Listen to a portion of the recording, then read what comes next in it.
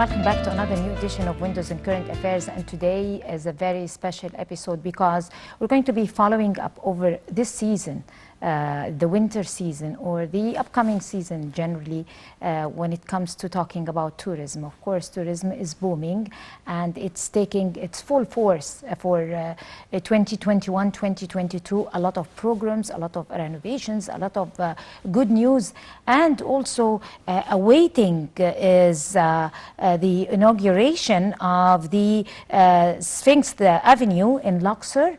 And of course, this is going to be a mega event that is going to host a lot of who are going to be coming over to Egypt to witness this unforgettable event. Of course, it's going to be taken hopefully before 2021. And we're very delighted to be having with us here Dr. Waleed Batouti. He is the former counselor, of course, tourism counselor to the Minister of Tourism. Good evening. Good evening. Dr. Thank you for having me. How are you doing? Thank you. I haven't mentioned most of the upcoming events that are on the agenda or on the program for this season 2021 and 2022. Of course, the major one is the inauguration of the Sphinx Avenue in Luxor, but also some other booming events that are awaiting us. But if you could give us a quick assessment of how far have we reached in 2020, talking about tourism, how far have we come? Well, where we stand today is a result of hard work that has been done when the pandemic happened. This is what Egypt did. Egypt dealt with it with a very smart way, and the government moved towards, I remember these days that a number of people were saying the government tourism is not on their agenda and things like this. There was a pandemic worldwide. I mean, worldwide people could not leave home. Worldwide people has to apply for permission to go to a supermarket or to a pharmacy to get the necessary stuff. So, not because it was a bit eased here in Egypt, okay? Then that's what gives the people the right to say they're not doing anything. No. What they did is, I could see it at that time. I remember that the office of His Excellency Dr. Khalid Al-Anani, the Minister of Tourism and Antiquity, at that time called me immediately after when this happened, and they said, we want you to come to the Cairo Egyptian Museum. The Cairo Egyptian Museum was closed, and we did, me and my colleague Fatma, we did 24 episodes from there, teasers, 22 minutes, sorry, each. And we spoke to people, and we chose 24 pieces in the Cairo Egyptian Museum. And the idea was beautiful music and a quick thing about the interesting pieces saying, stay home. You know, this is the time we were promoting and telling people stay at home. So we said, stay home, we will bring Egypt to you. At that moment, Egypt was entertaining the world, because the numbers of TVs around the world were only airing how many people infected, how many people died, the COVID, the vaccine. Very negative. It was all negative, and at that moment Egypt was moving positive. And see, to be happy in this life, I'm sorry, I'm changing the subject for a second. To be happy is a choice. It's whether you want to do it or not. And that's a big problem. You have to be optimistic. You got to try to be optimistic in order to make your life much better. So at that moment, the government worked not haphazard, but with a plan. We saw the Minister of Tourism and Antiquity and other ministers, to be honest with you, at 3 and 4 o'clock in the morning, running the streets of Cairo, showing that they are doing the measurements and doing the cleaning of all sites, and we had cars going around and spraying and things like this. And some people did not understand. I could see at the end of the tunnel, where is all of this taking us? That's where we stand today. That's where we stand today. Thank God we have good numbers. I'm not saying we have reached the peak or this and that, but you have to understand few days ago, we just finished a mega event worldwide. The most famous celebrities from all over the world. By the way, next year at the same time, this will be double, triple, maybe 10 times what we had this year. Because now Egypt succeeded on mixing the ancient Egyptian art that we have, that's a gift that has been left to us by our grandparents. And the idea was brilliant by a young lady, Nadine Abdel Ghaffar, an Egyptian woman. She's an artist and she is in contemporary art. And she had this brilliant idea of mixing the Egyptian art, which is nothing like, with the contemporary art. And she started step by step. I know she worked very hard to gather very famous artists from all over the world till what we have this year. I mean, we just had, and he's still, by the way, here in Egypt, a French artist, worldwide famous, JR. And JR was over here in Egypt. And guess what? JR posted one picture, and then you got like 25 million people, reacting to it within. It went viral. Within 20 minutes, 30 minutes, it goes around the world. The other day, there was a comment about Angelina Jolie. I think she shared one of his pictures, and she's saying, guys, I'm missing the fun you're having in Egypt. And just before we went on air, I told you, I had the pleasure to cruise the Nile with all these celebrities, and I also gave them the space. I remember we were in Esna, and we're walking, and JR saw a cart pulled by a donkey. And he says, my dream was ever to go on one of those. I said, your dream just came true. I asked the guy, turn around. I put him on it. He says, really? I said, yes. And he sat on it, and he took the pictures of his life, and he actually posted that picture. Going to the temple, he says, can I take a picture next to this motorcycle? And then, can I sit on it? So the guy that owns the motorcycle came and turned the thing on for him. And he says, you can have a ride. And he took a ride in Egypt. He says, is it safe? I says, perfectly safe. Go, enjoy. If you can ride, I mean, the only thing is not going to be safe if you don't know how to ride a motorcycle. Of course. He says, no, I can. And he went with it. He was having fun and blast. I gave them the space. We pampering them, yes, but we gave them the space. And then the surprise is this young lady, Nadine Abdel Ghaffar, who she managed. I think the government should, the country should honor that woman for what she did. She managed to put Egypt on the world map. Now there will be an event every year, and this time, and celebrities from all over the world. I've seen in this. I mean, I had with me the son of Robert De Niro, and the son of Anthony Quinn, who was actually an artist exhibiting in the contemporary art at the pyramids. Pharrell Williams, who was with me, he's a mega star, Of course. And I'll tell you an interesting story. They all flew with their own private jets to Aswan. And I flew from Cairo to Aswan on a commercial plane on my own from Cairo to Aswan. And I'm going to where I'm going to stay, and the young lady, Nadine, she says, no, you have to come with us and join us for dinner. Please, they want you to join us for dinner. As I went and sat with them with dinner, I didn't know that they were taking pictures. And my phone was ringing the whole time, but of course I wasn't answering. The minute I finished dinner, which was late, I had my daughter who was screaming at me. She says, Dad, where are you? I said, I'm at work. She says, work? Who, do you know who you have with you? I said, they told me he's a famous singer, She says, Dad, you're sitting with one of the top mega superstars in the world. I said, how do you know? She says, Dad, they've been taking pictures, and all my friends are saying, your dad is sitting with Pharrell. You could have invited her. and I said, I was making a joke. I mean, yes, I knew the guy was famous, but I didn't know that he was that famous. And I made a joke, and I said to my daughter, is he famous then? And I mentioned the name of an Egyptian singer. And she hung on me. I mean, she was very upset with that. She says, Dad, you're kidding me.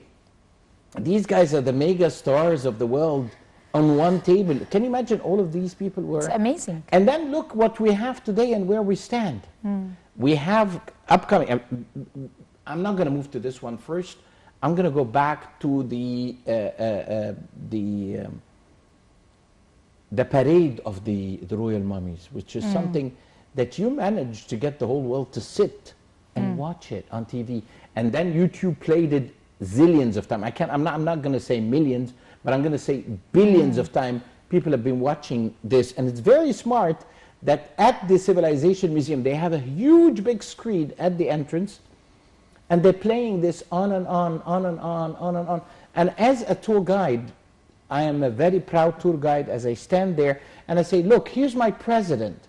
This is the president of Egypt coming, standing and welcoming 22 royal mummies. He played a role on promoting Egypt as well. Of course. And the orchestra that played in Tahrir Square and the lighting, I mean, it's a whole epic. Every Egyptian was proud of that moment. But before we delve into, I needed, before I forget, the details of those, this bunch of celebrities. Yes, of course. Yes. Amazing.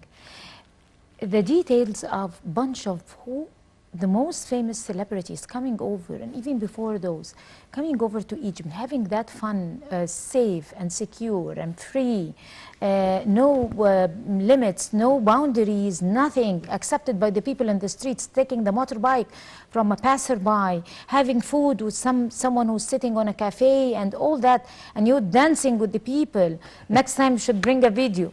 And all that is, it's worth $1 million. It's priceless. I mean, it would take us years and years and years and years to promote for a country like something. We have content. At the end of the day, we have content. It's not just the history. It's not, we have the people, we have the culture. We know how to make it. Right or wrong? Yes, absolutely. You know, I toured the world. I've been around the world. And I used to get very jealous when I go to Vegas. What is in Vegas? Vegas is a casino and just some lighting. Engineering, lighting, and the things looks different. Now on the screen now they were showing some of the rehearsal of the parade of the Avenue of the Sphinxes. Now Luxor looks different. I mean, I have seen some of the rehearsals. I don't know if some people maybe took some footage and they did air it, but I saw some official ones of the rehearsal. It's out of this world. And I hope it doesn't stay as one night event and that's it. At least let's make a week of it so every other tourist as well can see it. The beauty of Luxor today, I mean, Luxor had a facelift completely, the east and west, and the lighting and the pictures. And I've been actually sending these pictures as teasers to all the celebrities that I'm friends with now, because, you know, through my years working as a tour guide, I been sending all these pictures. I do represent the World Federation Tourist Guide Association for the Middle East. I do send them some of these pictures, and they repost it immediately because they love it. It's very impressive. So upcoming event is the marching is going to happen, and the inauguration of the Avenue of the Sphinxes. It's going to be huge. Yes, it's between the Temple of Karnak and the Temple of Luxor. And why the 4th of November, by the way? The 4th of November is the National Day of Luxor, and that's the day of the discovery of the tomb of Tutankhamun. This upcoming 4th of November will be 99 years for the discovery of King Tut. Almost 100 years. No, next year is 100 years. Almost, I mean, about to reach 100. And well, it is very important to see that next year, the 4th of November, will be 100 years for the discovery of King Tut. And I believe we're going to have a mega event then as well. Got to do with King Tut. This is as far as I can say now. But when you look where we stand today, it did not come by luck. It came by hard work. As I was telling you, always you see the duck going on the surface of the lake, very smooth and gentle. But if you dive below in the water, you see the motor. Hard work is going on. This is the result of a lot of people doing a lot of effort. I mean, I was just discussing today with an American tour operator regarding the PCR and the COVID and the test that the clients do. How Egypt now is doing it very fast. Okay, at the very beginning, everybody was so afraid that the result may delay the flights and things like. We are very efficient in it today, and it's fast, and the operation is done right, and everything. Egypt has PCR, the QR code. By the way, here you go. The United States has only 3 states can issue the QR code, even though here in Egypt, everywhere you can issue the QR code. In the United States, only 3 states do that. I was surprised to find out that the states have only 3 states can do that. The rest, they don't. So we're catching up. We're getting there. I have to pinpoint on a very important thing is one of the, I'm not going to mention the name, of course, one of the soda companies that drinks, now they have changed from having billboards in the streets to have recycle bins on sites. That is very important to have people to participate in helping the country. Now, through Nile TV International, I'm urging all businessmen in Egypt to put hand in hand with the government and sponsor to do, that's my dream. Remember when we did the parade of the mummies, the lighting on the obelisk in Tahrir Square? Of course, to put these lights, it's a lot of money. So I want all the businessmen in Egypt to put their hands and sponsor this. Yes. And how about if we do this after sunset, maybe 7, 8 o'clock, 9, 10, 11, 12, 6 times a day. And this will be an event that all tourists will come half an hour before, and they will stand and wait, and maybe we can have few booths, and people, you know, youngsters can sell drinks or something, and they stand and watch this, and we play music. Why can't we play music? Why can't we involve music in Tahrir Square? Why can't we make the people happy? If we can do this, we saw that we can play with the Nile. The Nile during the parade, it was a different Nile. That is not the Nile that we pass by on every day, because we had some very smart engineers who did the lighting. Now, I was just in Luxor. I got to tell you, Luxor by night, it is something. It's a big story. And even, you know, even taking a cruise on the Nile is something that is an unforgettable experience for just a normal and the cruise ships in Egypt, by the way, the cruise ships in Egypt have done 360 facelift. Some of the cruise ships is out of this world now, okay, and they improve themselves because they understand there's a competition. In the past, we used to compete on lowering the prices. Now, people are giving high prices. That's why it reflects economically. Maybe we're not having the same numbers that we used to have before, but we're having bigger... And it's normal for a pandemic time. That's what I was talking about. People with ideas. We're not only living on a golden mine, which is history and all what we have here in Egypt and almost more than 7,000 years back that tell stories and dynasties, but also people who have very good, brilliant ideas and very professional people. We're going to go to a short break and we'll come to continue, so stay with us.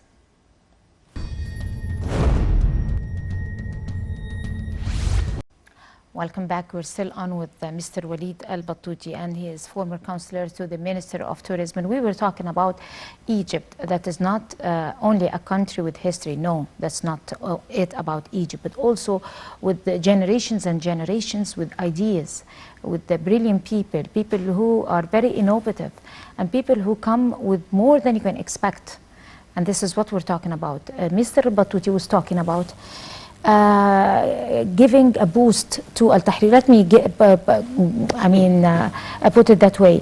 Giving a boost to Al Tahrir Square and also the River Nile. Very, very simple ideas and touches which would give the Midas touch, which is the lighting, the music, the authentic food, the cuisine. I mean, the focusing over gastronomy in tourism. I mean, things that is unforgettable according to most of the tourists. I mean, people would go to Italy for the pizza and the pasta and, of course, other things. But you would keep in mind the taste of the food there. I mean, Italy is a very popular country with its essence and food, and also the herbs. And other countries also, and Greece, and so is Egypt. So one of my big fights is always, there's a neighboring country that they try to take the credit of falafel to themselves. Of course, they have the media of the world that stands with them.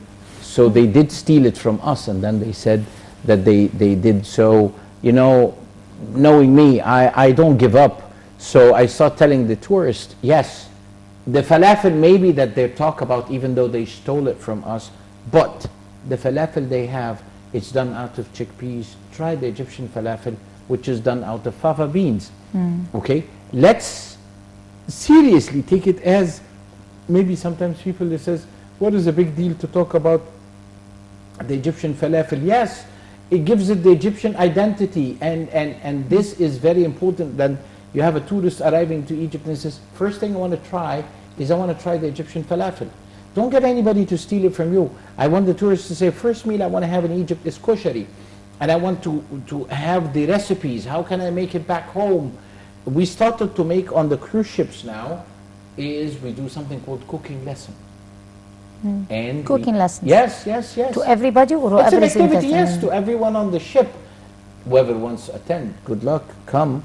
And the chef shows them how to do the koshari and the baba ganoush and Ali. Why don't we give an identity and be a national project throughout the country and have the people coming and knowing how to do it, and we promote this.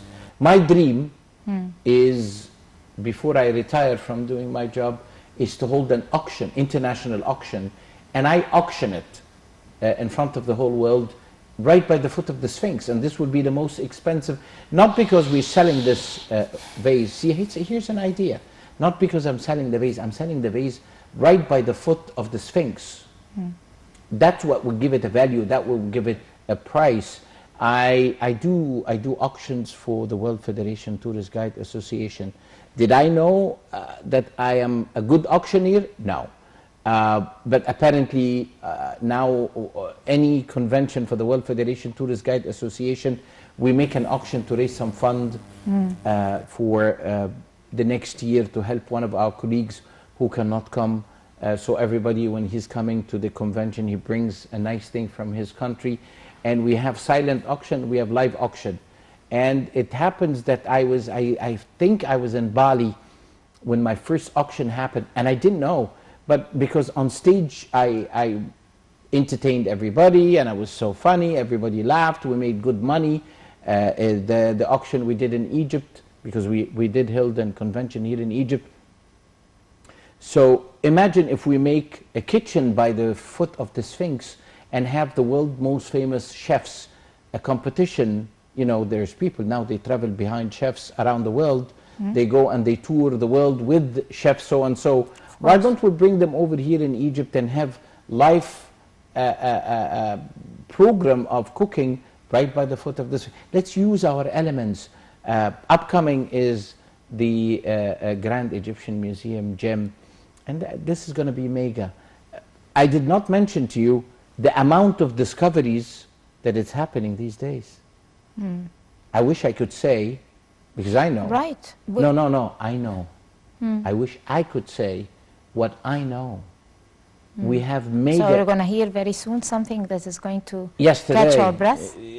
Last week, a week before. I mean, we have mega discoveries. Mega.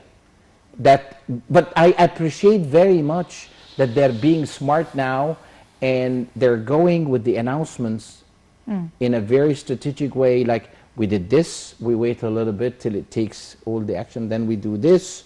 You know, now the Ministry of Tourism has a page that has millions of followers, and everybody can see very nice pictures and events that happens in Egypt.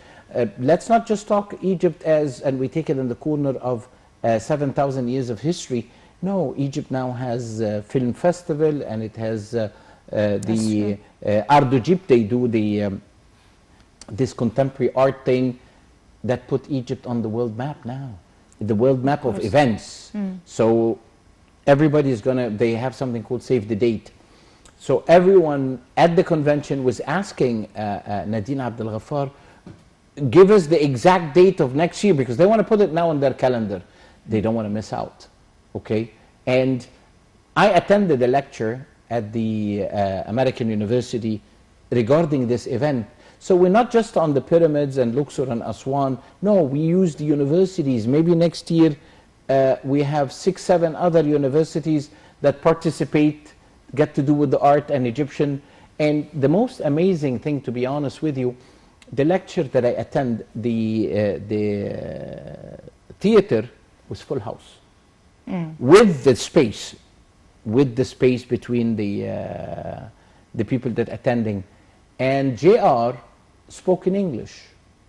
So when we came out, and his comment, the first comment to me is, Waleed, I'm so impressed that everybody was sitting in the theater, understood every word I said. Everybody understood English, and understood his English, and understood his humor.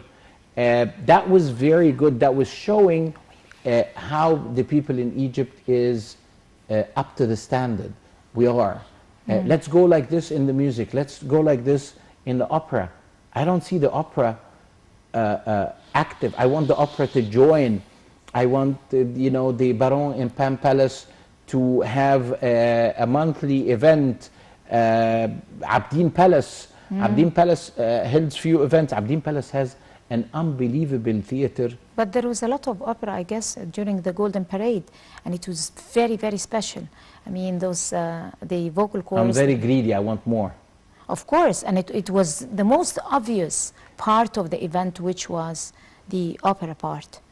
Of course. I fully understand, but let's have more. Let's have a calendar.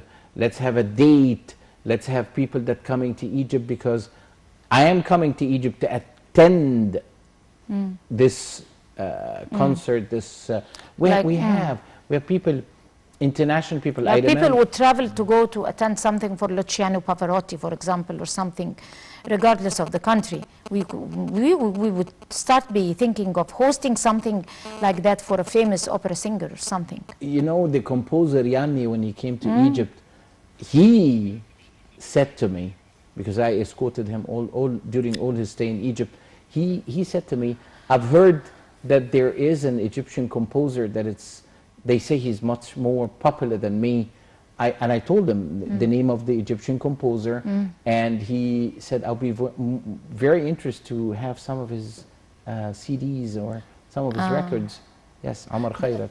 And Bali Hamdi, Roger Waters in Pink Floyd had one of his melodies. It was during his one of his songs. I hope next Very time renowned. I come to Nile TV International. It's even mentioned by the Beatles. Yes, yes, there is, what's his name, Paul McCartney. He wanted to finish his life, his album was called Pyramid. Do you know that? The last album he made. Right, and going back to Bali Hamdi, he's well renowned amongst the most and the greatest lyric songwriters and composers, and on top of them is Roger Waters of Pink Floyd and other singers. You know what's the big hit? There was a song, Franco-Arab song, and I think Samir Iskandarani, I think that he was in it, Take Me Back to Cairo. Half English, half Arabic. It is out of this world. And I remember I had a brain surgeon who was traveling with me, and he does very beautiful video. You know, today these things are, I didn't know the power of social media, that it's that strong. And this brain surgeon went back home, and he called me on the phone, and he says, Waleed, I've been trying to reach you. I said, I'm sorry, I was busy. He says, I need a good song. So I gave him a few, and then one of them was this one. When he put it on the video, he did as if it was made for it. Take Me Back to Cairo. It is such a beautiful video. Now, this brain surgeon get hits of maybe 100,000 viewers of just a very simple, not professional. We could find it normal and you could just pass it by, but when it is aired abroad, it would, you know, make a difference to people who are there, either if they're expatriates or even people who would like to know something about Egypt. I think we're doing great. As you said at the very beginning of this episode, Egypt is coming back strongly, thank God. Right. God bless Egypt, and God bless all the efforts that it's on different things. And the funny thing, by the way, I had with me on this group going to the airport. We drove by the ring road, okay? Coming back when we arrived, coming back, not this group, a group before, coming back, there was a bridge. And the people said, Waleed, this was not here when we went last week to Upper Egypt. I said, yes, this country now, we sleep, we wake up, we find new things is made. So that was a comment of a tourist, a comment of a tourist that they could see something is done. So we did not sit at home. No, we're building, we're having concerts, but we need more. And we're promoting for ourselves also. But before, because we're running out of time, we need also to talk about this happiness that we felt. We woke up one day hearing that tourism is going to go to its, I mean, the working time and everything to its full force. Yes. So talk to us about it. What is the news about? The result that, thank God, we did not, alhamdulillah, thank God, we did not have any cases reported that people came here and get infected. That's true. Okay? And we request that people come with PCR. We request that people are vaccinated. Let me tell you, the Egyptian government has put very strong effort making sure that all tour guides is vaccinated. We were late, but the government immediately came out and enforced, and we had all the guides coming, whether they're in Aswan or Luxor and Cairo, to have the vaccine. Otherwise, you're not going to work, because we cannot afford to have you working with a client. Either you get infected or you infect them. So also, it is, we're worried about our own people. Today, it's vice versa. We did a good job with this, I believe, and as I told you, they would not open unless we were sure that we are following the measurements. I can tell you from an experience, the last cruise ship I was in, and I'm known with them, I've been with them for years and years, and a few times I would forget, I'm sitting having lunch, and as I'm standing to go to the buffet back to fill my plate or something, I forgot to put my mask. And always the maitre d' of the boat, he will come up and show me. He says, here's an extra one, sir. But they won't let you go to the buffet without those. And they were very strict with it. So I tried deliberately. I said, it's okay. He says, no, sir, it's not okay. I'm sorry. You could sit in your seat. I'll bring you whatever you want, but you're not going to the buffet without the mask on. So, because they know, actually there was some awareness. The Ministry of Tourism and Antiquity, the travel chamber of travel companies, the travel companies themselves, now they know if they have one infected, okay, this is going to affect a lot. I have to say, there was one cruise ship on the Nile was a little bit trying to be smart and did not follow the measurements. And some of my colleagues reported that, and I reported that to the Ministry of Tourism and Antiquity. You know what?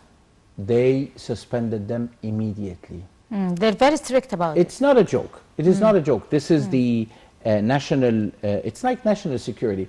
That is the national economy of this country. We have to watch out. And as I said, some countries are not gaining back their numbers in tourism. Here we can see, and some people, they said, the Russians are back. Yes, the Russians are back. The Russians, the British, and everything. Everybody. But then talking about some countries who do not even possess 1/3 of the treasures that we have over here. I'm not going to talk about something in Pacific from our wealth in this country, but the tourism is the #1 venue, economic venue, when it comes to as an economic income, Yes. national income. Yes. Are we talking about the future good news that the income that is coming from tourism is going to be taking the lead front and going to be leading other types of incomes coming over to the country? I mean, bringing us something that we could really be hopeful for? Of course. As I told you at the very beginning, we have to be optimistic. And, you know, I've worked as a consulate to the Ministry of Tourism during the time of His Excellency Minister Yahya Rashid. Right. And a few times we would sit together and he would let us know what is the strategy of the country. And he says that His Excellency President Abdel Fattah al-Sisi is targeting all sorts of tourism. He's not happy with the numbers that we had in the past. He's not happy with the economical kickback. No, we want to increase this. And he says, take what it takes to work out on the infrastructure, because you cannot have it without having facilities and infrastructure. So the government during COVID worked on the infrastructure. The result comes as what we see today, thank God, knock on wood, as we say. And the government was not aiming big numbers as much as it was what we say quality, not quantity, not numbers. No, we also want the tourists who would come and say, I want to do this, I want to do this, I want to do this. And now Cairo is no longer 2 nights, because in the past Cairo used to be 2 nights, you know, 1 night and then 1 night, 1 day. One day you go and visit the Egyptian Museum and Islamic and Coptic, and the next day you do Memphis, Saqqara and the pyramid, and that's it, you go out. No, today you have the Museum of Civilization, you have the walk at Al-Mu'izz Street, you have, by evening you can go here and there. Even the cuisine, even the restaurants, now we have some very famous restaurants, and those restaurants, good for them, they know how to market themselves and they know how to promote themselves. So people would say, I want to go, and I'm not mentioning names of course, but people, they tell me specific restaurants in some hotels, or even in certain areas that sometimes it's very difficult to take a It would be in like in an alley or something like that. Of course, you cannot take the big buses, so you got to change and take them into small buses, or they could use the facility of private transportation that you can book, or a taxi or whatsoever. So I just don't want the clients to come and do the morning event and then go and stay in your hotel and don't leave. No, Egypt is open.